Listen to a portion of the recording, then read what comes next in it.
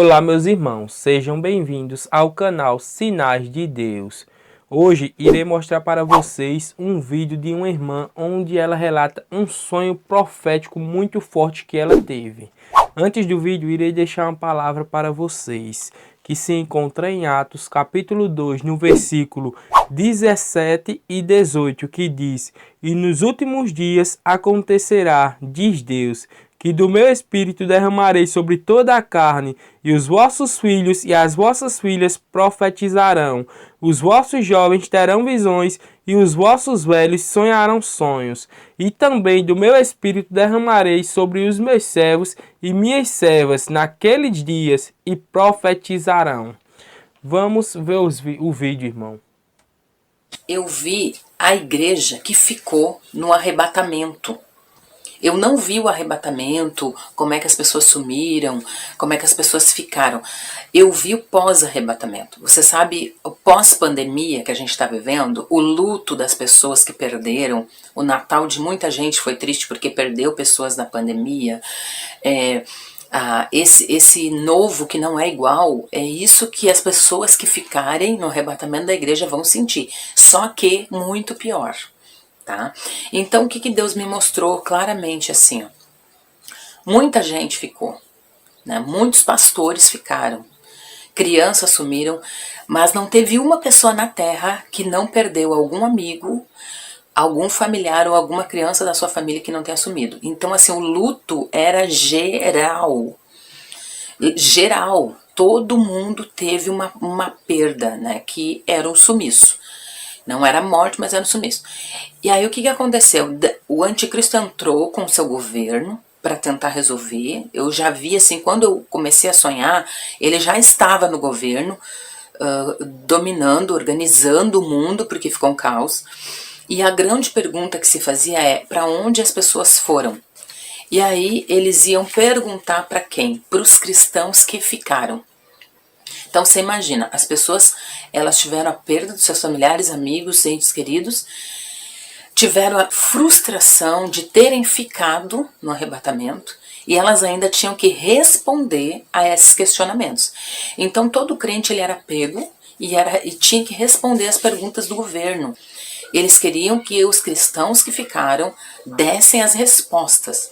Então se levantou teorias que as pessoas estavam mentindo, tinham escondido os outros cristãos e que eles sabiam, mas eles não queriam dizer. Só que as pessoas diziam, não, Jesus voltou, eu fiquei. Mas as autoridades não acreditavam, eles acreditavam que tinha sido uma armação. Então, o que aconteceu que eu vi claramente? A polícia, ela ia nas casas prender os cristãos que ficaram. Porque assim, depois que deu o fenômeno, deu o caos, que a vida começou a voltar ao normal, as igrejas foram reabertas. E o povo começou a tentar cultuar de novo. Quem ficou, pastores que ficaram e estavam fazendo cultos.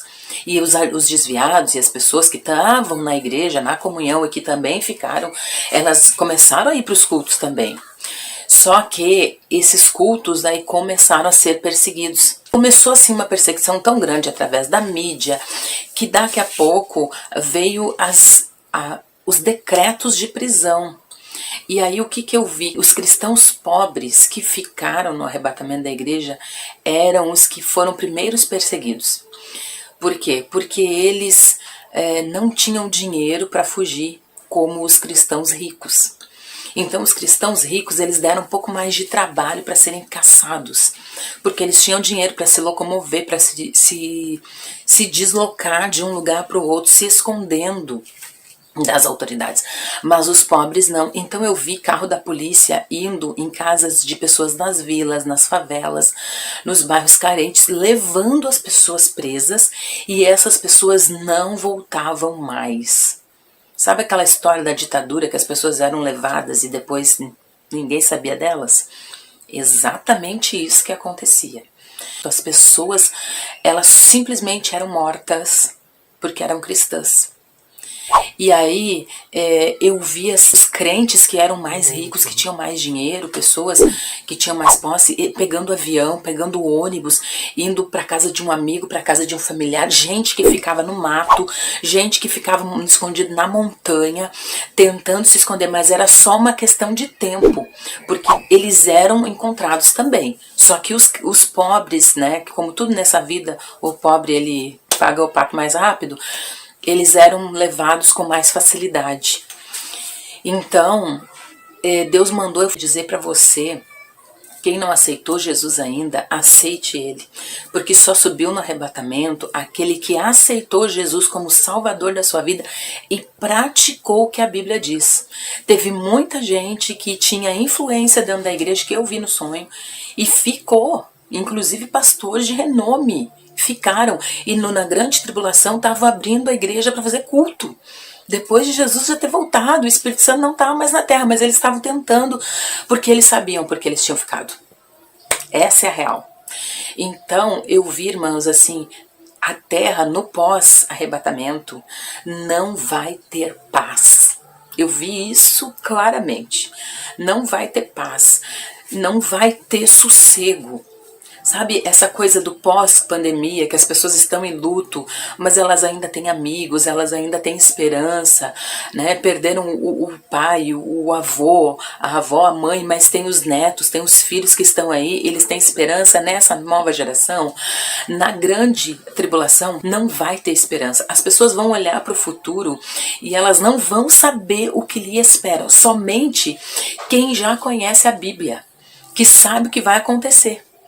Então esses crentes que estavam abrindo igreja, estavam fazendo culto, eles já sabiam o que ia acontecer, mas eles mesmo assim queriam cultuar em forma de arrependimento para ter uma nova chance. Mas eles eram caçados, tanto ricos como pobres, eles eram caçados. Então não se engane você, né, com dinheiro, não se engane com status social, não se engane com posições na sociedade ou dentro da igreja. Quando Jesus voltar, o que vai valer, o que vai contar para a gente subir, é o nosso coração vivendo a palavra e servindo a Deus com integridade total. Deus mandou eu gravar esse vídeo para dizer para você, Jesus vai voltar, o arrebatamento da igreja vai acontecer.